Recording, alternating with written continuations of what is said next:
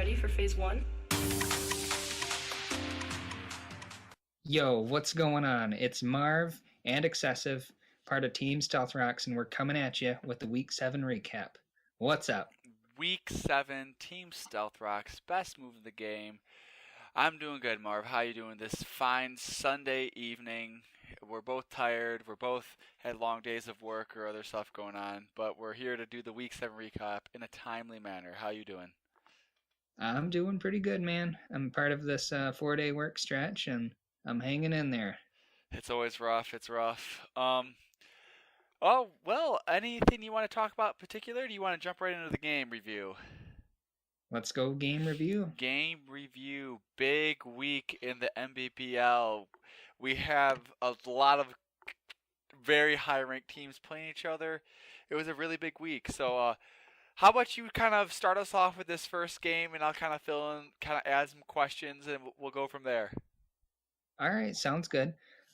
Just to preface this off, this was a huge game with first round bye implications for me especially. Shaman's still in a pretty good spot for a first round bye as well, even despite the loss this week. But heck of a game. Really, he had me by the bootstraps the first few turns, and I fought back and I made it happen. But I was really happy and unhappy not to see the Mega Latias, just because I did prep quite a bit for it, but happy in the sense that it is a giant threat he didn't bring. But yeah, just as far as the game itself, losing Scissor early was pretty detrimental. I had a pretty good set with that Scissor and big plans for it. Great play by Shaman, predicting my non-bullet punch there. So props to that. And the Scarf Gengar with the Destiny Bond, that was kind of hype. So I had to throw that off. Great match. Great prep by both of us. Great play by both of us. I hadn't shown off Curse Lax all season. I brought it. I brought the perfect, set for this match with body slam and fire punch, and it worked out in my favor. Again, GG to Shaman, heck of a competitor. I know he's going to come back strong in the playoffs, and I'm afraid to play him. For sure. He's top competitor for sure. So I don't know. Do you have any questions about anything? More kind of some general observations. I think it was good. It was a really tight played game. To be honest with Shaman, because I don't know if Shaman listens to the videos or not. Team Stealth Rocks prepped hard for this. Me and Marv, we sat down, we had a conversation. Marv was considering saving sets and taking this more of a relaxed approach to this game, but I kind of just talked about him. What my view would be is if you have an opportunity at first round bye, you have to take the opportunity to get there. That's one less game to play if you want to make it to the finals. So I don't know if you want to say I talked you into. I don't think that's appropriate to say, but I gave you my spiel of if I was in your position, I would play for the first round bye, and you took it at it, and you came at Shaven with pretty much one of the best teams you could possibly field, and there's no shame in losing to that. Both me and you took this game very seriously, and we prepped really hard for this game. The Curse last set, me and you both put a lot of time into that, and it worked exactly like we wanted it to. So it was a good game to Shaman. Questions I had for you is just, maybe this is just, I don't know how to more appropriately word this, but, we watching review and prepping for Shaman, we saw a ton of facade Archeops and tricky Archeops sets like this. What made you evaluate, what'd you make you think that Shaman wanted to save it versus sack it off? Like, if I'm you in that circumstance, I think I click Bullet Punch just because even if he switches into Celesteela, at worst case, you can get a U-turn out, a fast U-turn out the next turn. Like, I don't know, like, kind of walk me through why you decided to go with knockoff instead of removing that facade threat. Like, what was your thoughts kind of with that one? Because you have had Archeops on your team before, and you've ran Heat Wave and Special Archeops before, so Hmm. there's no. I know you knew it had Heat Wave because that's something that we came with conversation. So walk me through Yeah, that I one. wasn't I wasn't shocked by the heat wave. I knew that was coming. I d- I don't know. I might have overthought it. I didn't know if he was just a sash lead set, or if he was maybe kind of bluffing maybe a scarf Archeops, which I think is completely viable and pretty threatening He's in its showing. own right. I mean, he's showing Scarf in the past for sure. Yeah. I don't know. I don't have a really good answer. A lot of my stuff in my plays are based off of risk analysis. Oh, for sure, for sure. And then a lot of it's just kind of your gut. And that was my gut. That was wrong. But yeah, that was just kind of how I felt about it. Had an inkling that he might switch out, um, and he didn't. So that happens. Live and you learn for sure. I know, really well played game by both you guys. 3-0 for the Lincoln Lanterns. I think you guys are pretty much. Are you guys tied for? I think if I remember correctly, Differential and standing or record, so yeah. head-to-head record, you're in first place, but you guys are literally sitting with the same exact record. That's funny. 5-1, both of you makes the playoff race interesting because now with one of you losing, that opens up the door for some of these. For we got both Seattle, Detroit, and Pitts. Seattle and Detroit both have 2 losses, so we're sitting there right behind you, staring at those first round byes. It makes it for, I think, almost every part of the playoff seeding. There's playoff races all over the place for higher seeds and then for getting into the playoffs. So it makes it for an exciting run. You want to move on to this next game? Yeah, let's move on to the next game. I All think right, we spent enough time on us there. for sure. Next game, Austin Agrons, Gothberg Murkrows. It is Shy Crow and the new coach. How would you pronounce it? Greco? Greco? Graco? Graco? So the new coach, getting a first look at him. Tough matchup. Some interesting, free agent moves by Graco for sure. Some people kind of questioning some of the moves he made, but he seems to have a vision for the team. So I'm really interested to see, independent of this result, to see how that turns out for him going forwards, because he seems to be able to communicate, like talk about Mons at a very high level, communicate his knowledge of Mons at a high level. So he seems to know what he's talking about, and I'm interested to see kind of how that pans out for the rest of the season. He inherited a very bad win loss record, blah blah blah. But if you stick around the NPBL, you'll get your chance. You'll get your shot next season to draft your own team. Make a shot at it. But anyways, moving on to this game exclusively. I don't know, man. Shy Crow looking dangerous. He had kind of a couple losses in a row towards the end of the season. Took a rough loss versus some high quality opponents, other playoff teams in TP as well. But uh, that Alakazam, man, I think that thing's tied to the top of the leaderboard for kills. For kills, and like you said, maybe I think week 1 you said Alakazam could be maybe the best mega in the game, and look at this, I did. Look at Al- me. Alakazam leading the league in kills. But yeah, Shycrow. You know what I like about Shycrow? Every week his sets are different for the most part. Every week his preps seems different. Items are different. Move sets are different. It makes it hard to prep for this guy, dude. Really good, well played game by him. He have that threat evaluation really good, and he just seemed to kind of overwhelm Austin Agrons this game. What are your thoughts about this one?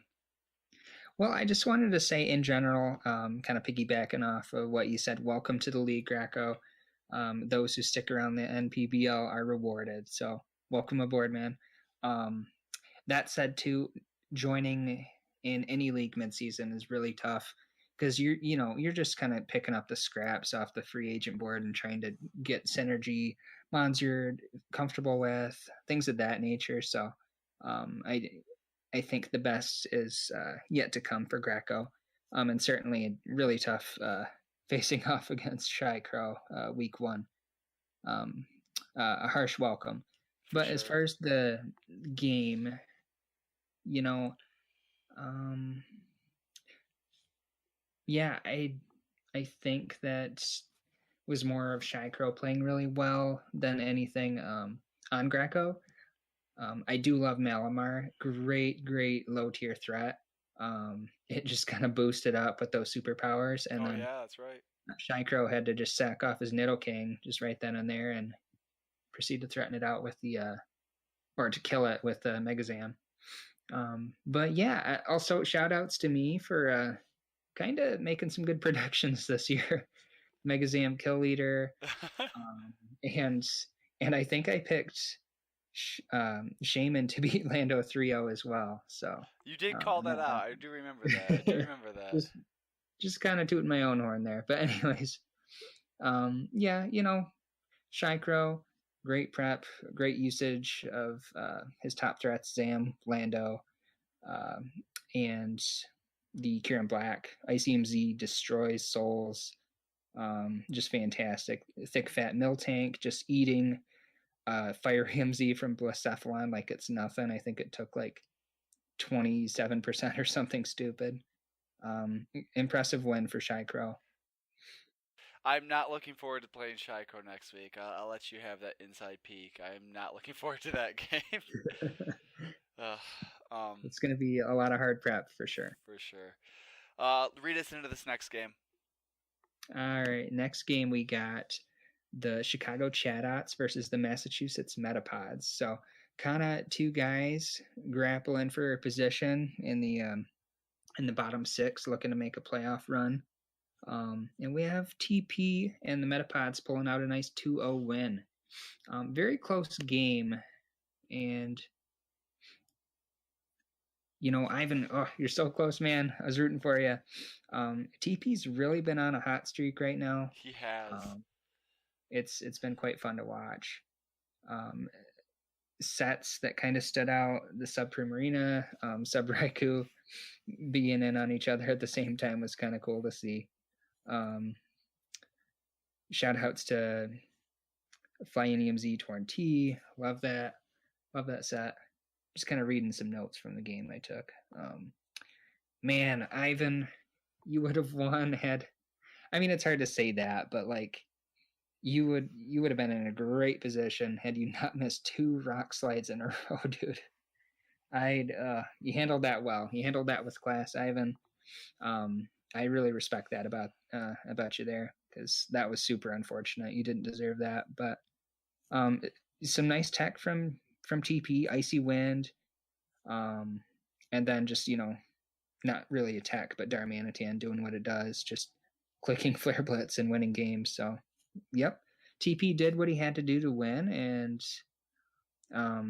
yeah, he has the 2-0 win, and he's, I believe, 1 differential point out of 6th place and having that final playoff spot. So looking pretty interesting coming into these last few weeks. Shy Crow, Adam, and TP all kind of in a trio. And there may be other teams I'm missing there too. It's pretty tight.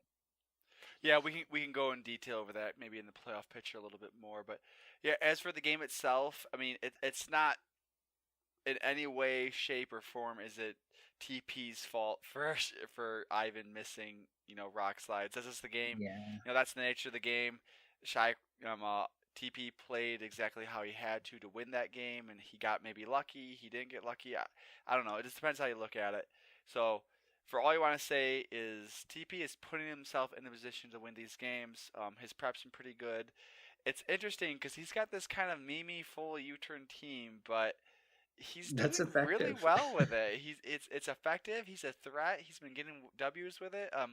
Yeah, so I don't really have anything really to add to your game. I think both players prepped in accordingly. So yeah, little thing disappointed in Ivan. He seems to be sacking off Chagad more than getting revenge kills with it. But again, that's just more memes than anything else.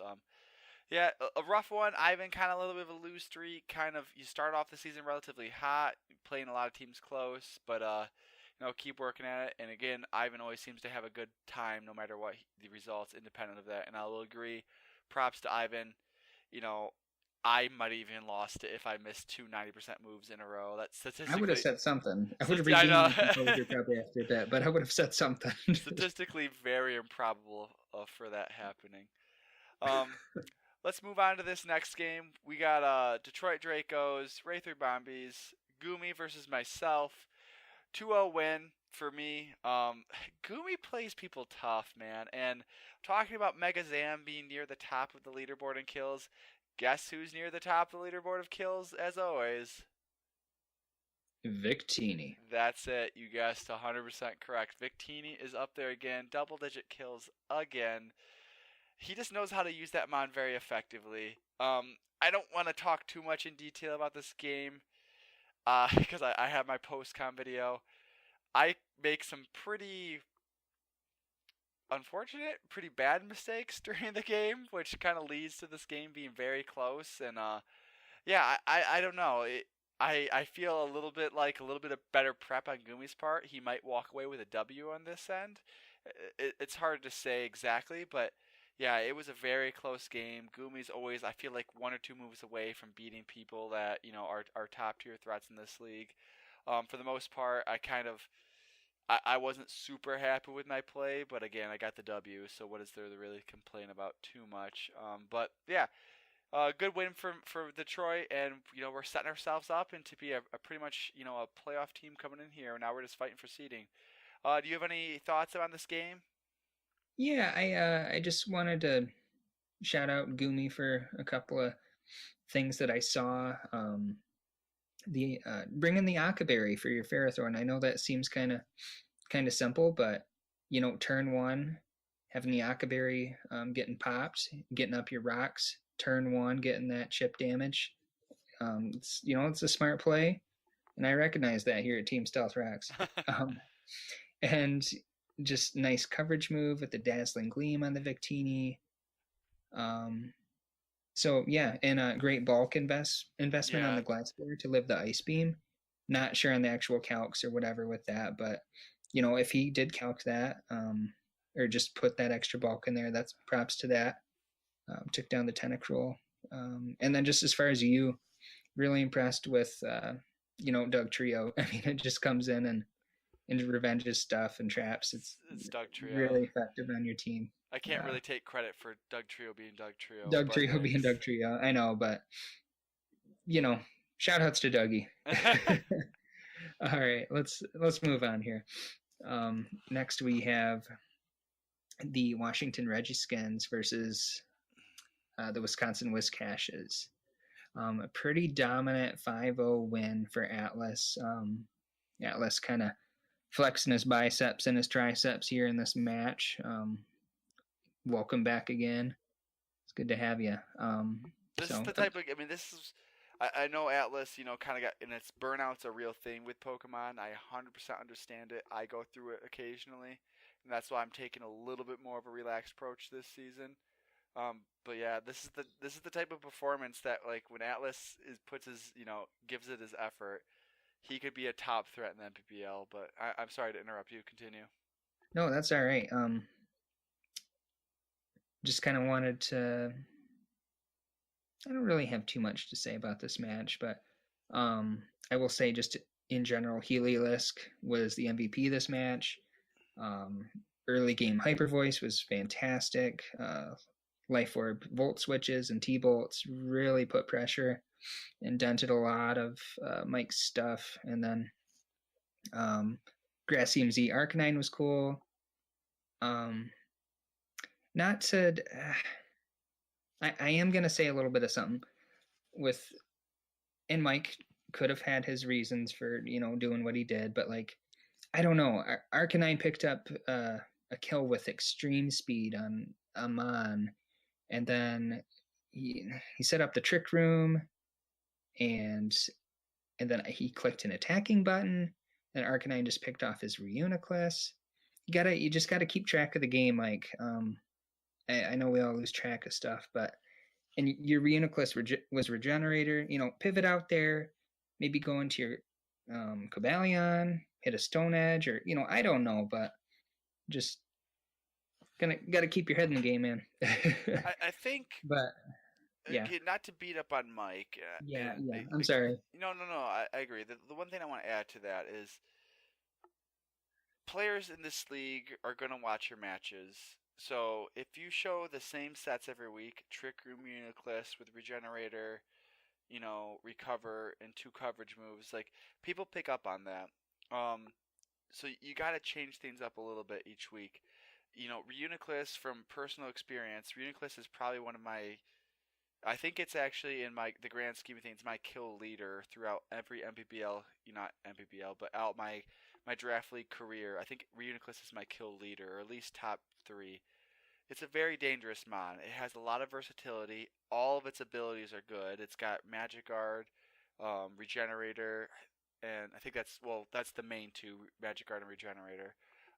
Both excellent abilities. I think it has Overcoat as well. But anyways, I think, and then isn't Washington a weather team as well? So even, I mean, Overcoat versus Magic Guard, Magic Guard's hands down better. But anyways, my point being, it's got a lot of good abilities. It's got a lot of good move pool. It can be a Calm Mind threat. It can be a utility threat. It can be a Trick Room threat. It's got a lot going on for it as a Pokemon.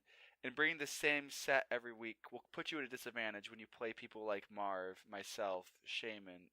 People will watch your games and notice, hey, he brings the same set of Uniclus every week. I don't have to prep for Calm Mind, Uniclus. So just try to change things up a little bit, Mike. I think you'll have more success. Again, I'm not trying to be super critical of Mike. Mike's, again, he's trying, he's giving an effort, he's playing his heart out, he's doing what he needs to get wins, but versus opponents that are just as skilled as you are, like, you're going to have a hard time if you play with the same team every week. Yeah, for sure. You want to move on to Pittsburgh and Seattle? Yeah, let's move on to that. Then another big game this week was Pittsburgh Primarinos Adam versus the Seattle Seadras and Lando. Lando coming up with the big 4-0 after getting mollywopped 2 weeks in a row. Taking losses to. Did he play? I'm thinking about this. Did he play? Did he play Shaman, myself, then? Then Adam? Wow, if he did, that's a really rough stretch. Maybe I'm misremembering. Maybe he played Shaman earlier, and yeah, he must have played Shaman earlier. I swear he had 2 losses in a row with the Aurora Veil thing. Did he play us 3 in a row? Because that's brutal if that's the case.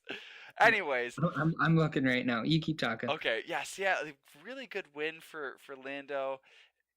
Adam coming up maybe a little under prep for that Bronzon, and Okay, so it was Shaman, you, and then Adam. Yeah, that's brutal. That is a brutal stretch of 3 games. Oh God, I feel bad for Lando, and I don't usually do that. Anyways, Lando getting the 4-0 win, the Bronzon pretty much being unmovable object for him, could not be dealt with by Adam's team. It's one of those things, sometimes you feel super bad after losses like this because you become under prep for one of your opponent's defensive mons, a Melodic, a Bronzon. It is a defensive check that, like, oh, I either forgot or didn't think this thing was that threatening, and I didn't carry coverage for it, and then it completely stalls out your entire team. It feels it's a really bad way to lose. It's a really crappy way to lose.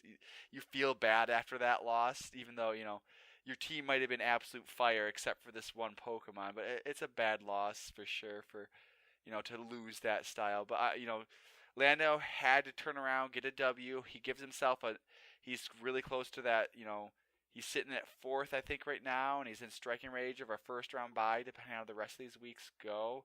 Yeah, really exciting game. Not much to talk about in terms of the play, just with standard U-turn play into Bronzon, just kind of stalling Adam out, and Adam really having nothing for it. The only thing I would mention to Adam, maybe I need to be more vocal.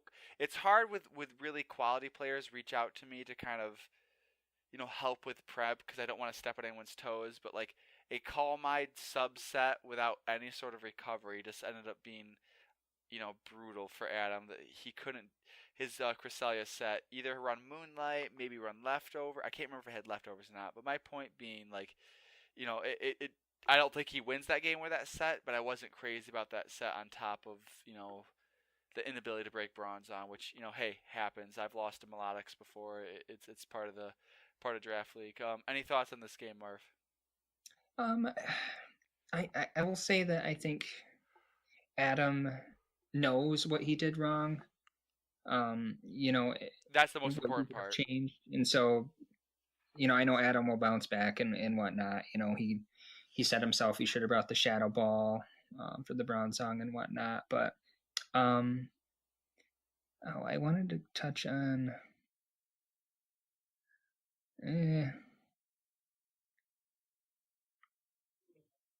I mean, give props to Lando too. Scarf Diggersby really went in against his team, and that showed as well. That Scarf Ice Punch at the end to clean it up. I don't know, pretty dominant win by Lando. I guess I don't have anything else to add. I just get maybe I have a bias against Lando because I feel more comfortable talking about him a little bit more liberally. But um, I never picture Lando as like a defensive player. I always picture like heat sets and like really offensive Pokemon. But sometimes he just catches you off guard with that sneaky defensive Pokemon, and it's really good to see kind of a balance from Lando's team. Because despite what other people think of his team, I think Mandibuzz and Bronzong are great low tier value like walls. I think they're both excellent Pokemon with utility and plenty of move. They're not like premier walls in the format, but I think they're good and they can get the job done. And I think it suits Lando's playstyle very well, having like top end, high tier offensive threats, and then backed up A by dark maybe flying wall with U-turn and yeah, it's good. perfect and it's a great pick. Mandibuzz would be Pokemon that I would be happy drafting as a more balanced slash defensive player, but yeah, I really give Lando credit for bringing that bronze on. You ready to move on to power rankings? Yeah, let's go. All right, we got Shaman's power rankings up this week. He pumped these out for me. I think you messaged me your power rankings right when I was doing prep, so sorry for not adding Yeah, yours. But that's okay.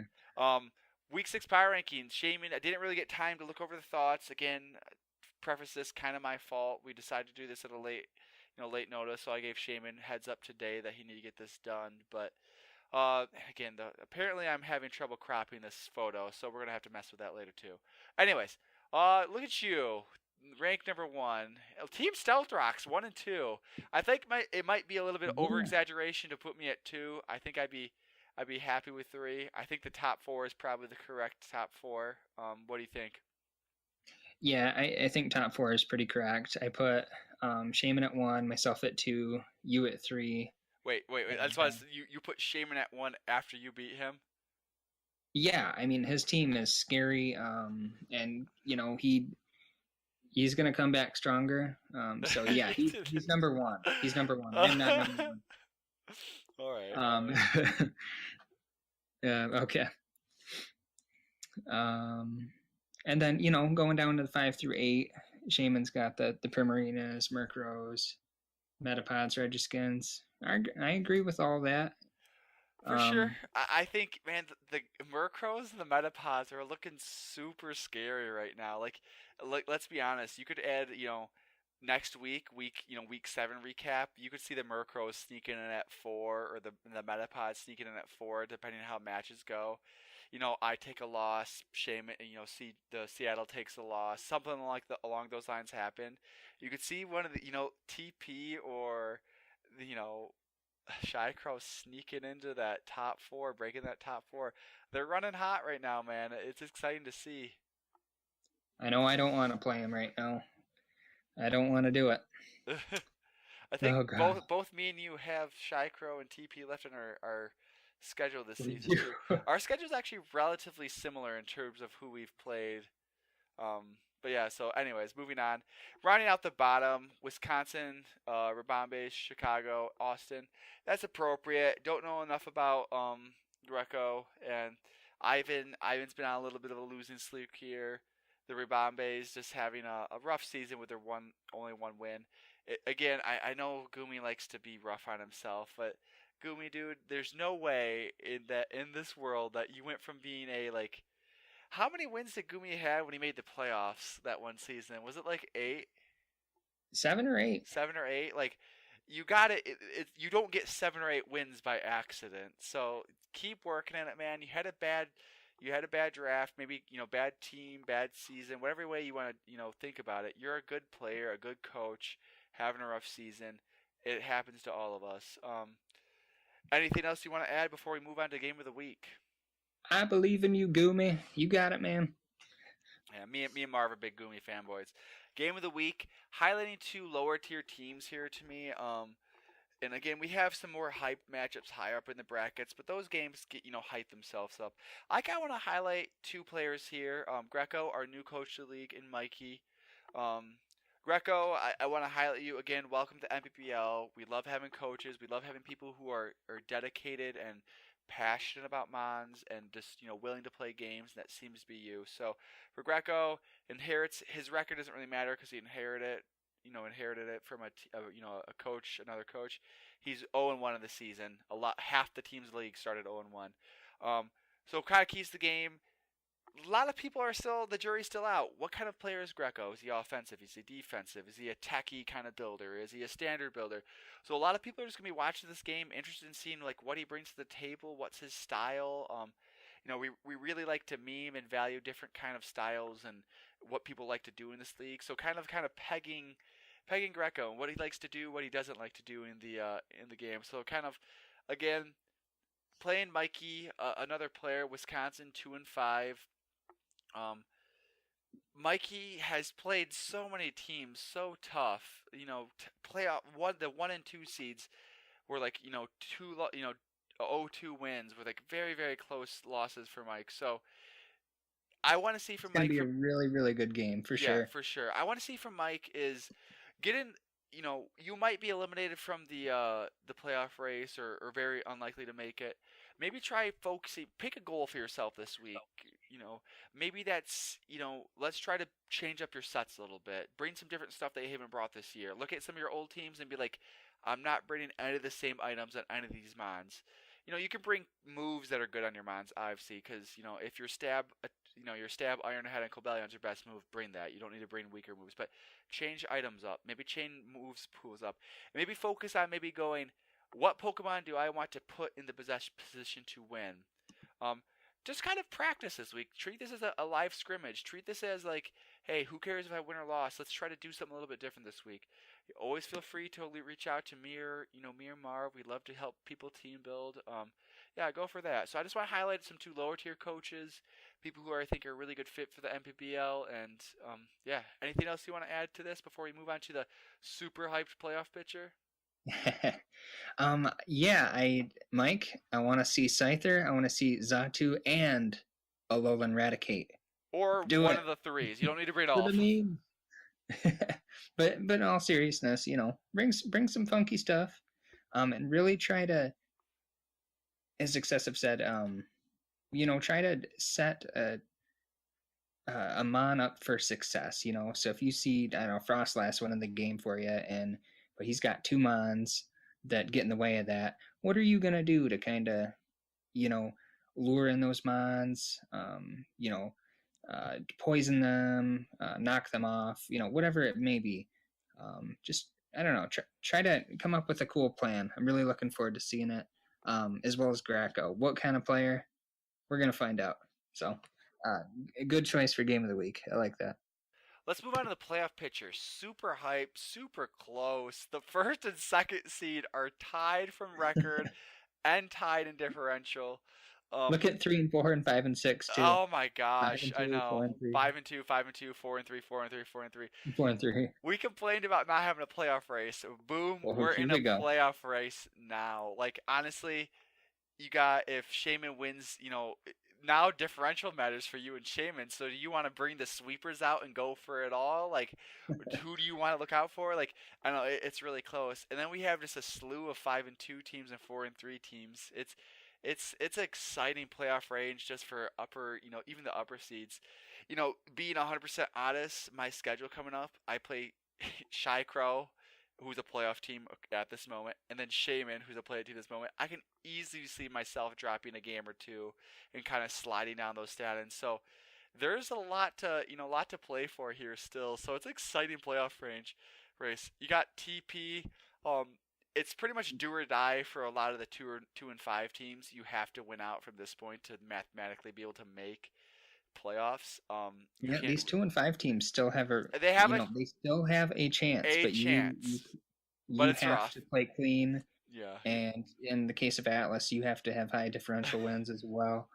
I would worry about But getting those Atlas is a W's. great player. He can do it. Yeah, I was worried I about getting he those can. W's first. He plays TP this week, so he's playing one of his competitions for higher Yeah, seeds. So mathematically, he's not out of it.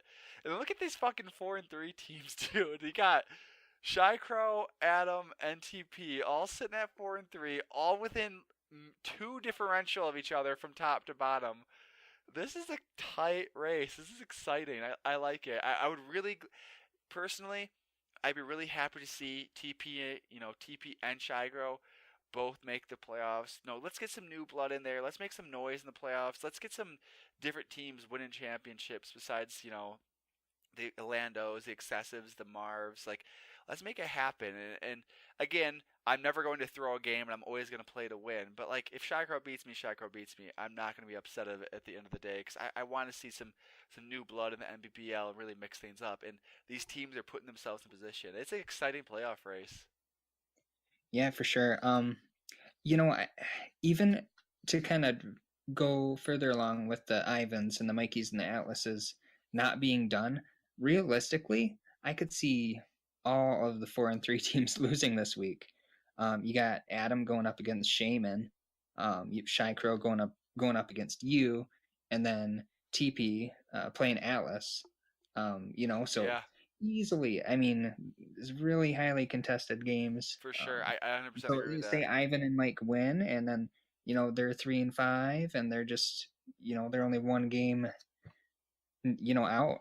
So I things 100% are agree with that. really really exciting Like looking at that, like Adam's got a difficult. Shaman's gonna come back angry from last week how the battle turned out, so for he's gonna sure. come prepped. Memes aside, like I'm going to come prepped and ready to win against Shy Crow. I will give my best foot forward to try to beat Shy Crow. And then TP doesn't have a cakewalk either in Atlas, who's back in the MVP. So it's a real possibility. We have an exciting playoff race, and you could say the same for me. I lose, and Shy Crow wins. That means Shy Crow's all of a sudden third, fourth seed in the MPB, and like now he's possibly, depending on how the rest of the weeks go, because he still plays you coming up here. Like he could be playing for a first round bye if he wins out theoretically. Like I don't know. It's exciting. I like to see this kind of mix up, and I'm excited to see not just pure dominance from any one team. For sure. Excessive. Yes, I'm sir. ready for the guest segment. Guest Let's segment. go. Guest segment. Here's a giant Lincoln Lanterns logo for you. So today we're gonna kind of. I had a good suggestion by one of the other coaches in the league. I believe it was Shaman Orlando. I think it was Shaman. Um, Interviewing coaches. Not every week can we have super in-depth guest segments. We're gonna feature those occasionally when I can have people who I think are going to be follow through with guest segments and make sure to put stuff together and send me notes and blah blah blah. But this week we're going to kind of just do a really fun kind of casual coach interview with one of the coaches I know best, but maybe somebody else doesn't. So we're going to interview Lincoln Lanterns head coach Marv. So how you doing, Marv? I'm doing pretty good. Just chilling, doing the recap, enjoying it, talking some minds. So let's go with some simple stuff here. How many just give other players in the league perspective? How many draft league seasons have you ever played? How long have you been playing draft league? What got you into draft league? Well, I will go with what got me into draft league was playing mons with you. You got me into competitive mons. For those of you guys that don't really know, we are IRL friends in IRL. But um, we started playing on the 3DS, and he got me into like this breeding Pokemon thing, Oh my like God. I IVs and EVs. What is this? And so, being competitive as I am, I kind of got into it, and I surprised him, and he's like, "Oh, Corey, what the heck? Where did these ones yeah, come I from?" remember Like, that. so that was so cool. But so we kind of went back and forth with that, and we just watching A Drive and things of that nature. I was just like, "Oh, why don't we do this draft league thing?" And well, sure enough, you got me into the Discord, and I'm overcoming my technology issues, and I'm having a lot of fun with this. What has it been? Maybe a year and a half now? I've About been doing. yeah, I would say that's pretty accurate. A year and a half, Yeah. 2 years. So I don't know. I've played 3 seasons of the NBL, for the NPBL, and then two of the ATL. Two So of the I don't ATL. know, like 9. I jumped in the middle of like two Yeah, seasons, for so maybe sure. like 9 or 10. So it's been So, fun. for some of our newer coaches or people who are interested, can you guys talk about, you got into draft league? I remember kind of me and you late one night. I was trying to like, so do you want to do this? Do you want to join draft league? And you're like, yeah, sure. And I pulled the trigger and just threw you in like head first into it. Kind of talk us through your this, maybe just to give other people perspective as a coach who is probably if other people in the NPBL look at you, they see a team that's won a championship, been to the playoffs every single season, been to the championship last year. If I had to guess right now, I'm going to guess you will be in the championship at the end of this year. You are the Well, let's model not of go that far, but yeah. yeah. Again, I know I'm putting some semantics here, but you're consistent. You're a Sure. constant top tier team. Kind of walk us through your early days in with draft league, your relationship with draft league, and kind of what was that like? Were you immediately a worldly talent and no one could beat you? Like, kind of walk us through that and show us kind of where hard work gets you. Sure. I think my first season, I had no idea what the heck I was doing. I think I had learned. I didn't even know how to speed tech. Like, like to bring timid or modest. Like I lost games where I would bring adamant Zardex when I should have brought the Jolly, or mistakes that you shouldn't ideally make, but you Mistakes do that as new as a players player your make. first season, your first couple of games. But yeah, I think I went like, I don't know, 2-10 or 3-9 in my first season, and I had a top of cocoa, and I would constantly just switch it into attacks, and it would die, and that was my life. I was sacking off top of cocos, and I wanted to draft it this season to kind of.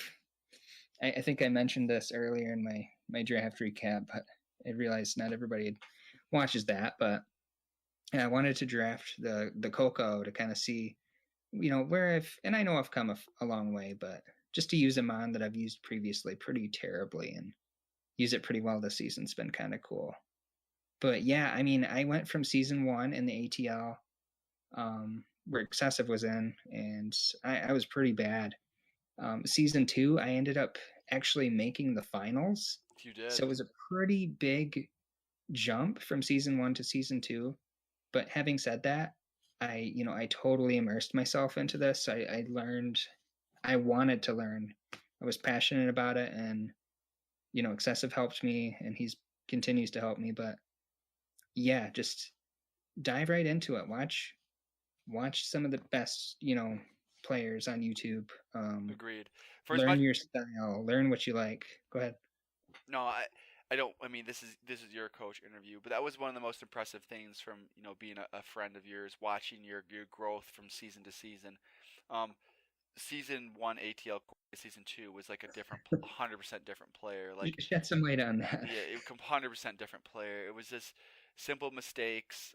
Being the individual I am, I'm a very when I go into something, I commit to it like full court press. But seeing rapidly like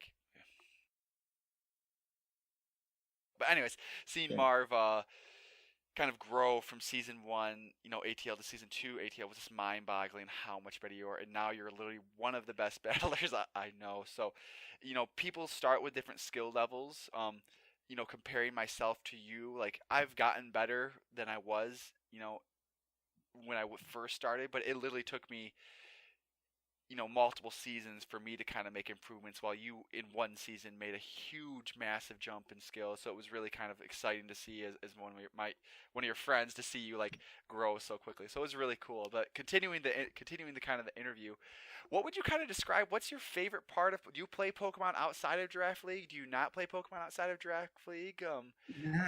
Yeah, never really, I've never really played on the OU ladder, the UU ladder. I didn't play OU XY and black and white and all that stuff. I played Pokemon as like you know, red and blue and yellow. I mean, those were my games, and that was just for fun as a kid. But I kind of got back into it just 2 or 3 years ago or whatnot, and it's been fun. But no, as far as playing outside of draft league, no, this is pretty much it. All right, all right. Good to know. So we'll kind of, we won't go this on too long. We don't want this make this the diary of Marv. What's some of your favorite draft league moments? Like, what are your saying?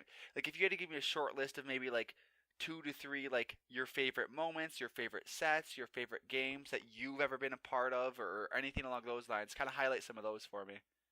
Um, my favorite moment, well, one of my favorite moments was my season 1 championship against Adam in the NPBL. That victory was awesome. Had a nice Roserade, Mew. That was a fantastic season. I think I barely made it into the playoffs. Then I beat the top seed in Burn, I think. Oh yeah, that's And then right. I made it to the finals, and I found a way to win. So that was pretty bittersweet. Um, Playoffs against you, season 2 ATL with Uh, my yep. transform Mew. One of the best sets I've ever seen. I just happened to be on the receiving end of it. Oh, and I think it was season 2 or season 1. I don't know. In the ATL, I was going up against this super try hard, just stupid stall team. Oh my Chansey, god. Mega Yep, yep. Explorer, just you can imagine Mega Sableye, just scum, complete scum. And I had the Mew and the Zardax, and I set up like 2 swords dances, and I baton passed into the Zardax, subbed up, and just proceeded to sweep, and it was great. You It 6 0'd was him if I great. remember. You 6 0'd him. 6-0, Yeah. yeah. I can't remember who that was. It wasn't Bebop. Jasper. Jasper. There you go. Thank Jasper. you. Yeah, I remember that. That was pretty hyped. I do remember that. Um, any friendly rivalries with people with the NBBL? Any people you really like to play? You don't like to play. Before we kind of move on to some rapid fire questions, then close this out. Sure. Just real brief, I guess I'll say I like playing you, and I also hate playing you at the same time. 100% feel you on that Got a one. nice little rivalry with Adam, I'd say, and yeah, I'd say those two. Adam and me. No, I don't know if Adam feels the same, but I'd imagine that he probably does. And yeah, I always enjoy playing Adam, whether he gets the best of me or I get the better of him. So that's cool. all right, so we'll do some rapid fire questions to close this out. Favorite Pokemon?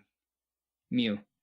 Favorite? Okay, well I was gonna say favorite draft league Pokemon, but anyways, Oh, favorite color? um, orange. Favorite Pokemon game? Blue. Favorite professional sports team?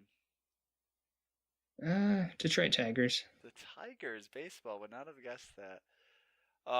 Anything else you want to shout out before we kind of close this coach interview up? Anything you think I didn't cover that you kind of want to talk about? No, I think that was a pretty good interview there, and I've said my piece. Kind of off the cuff. We might refine this, and I'll try to get other people on. Maybe Adam or Lando will join me for a coach interview, or maybe I'll try to grab someone from the RDL maybe to do a coach interview with. That'd be kind of fun. But anyways, I think that's gonna be it for us this week, guys. Kind of a little bit of thrown together recap, but we gave you a 15-minute video at this point, so you'll have something to look at. Um, so yeah, anything you want to talk about before you close this out here? Nothing. I just want to say this is Team Stealth Rocks. It's the best move in the game. Let's rock 'em.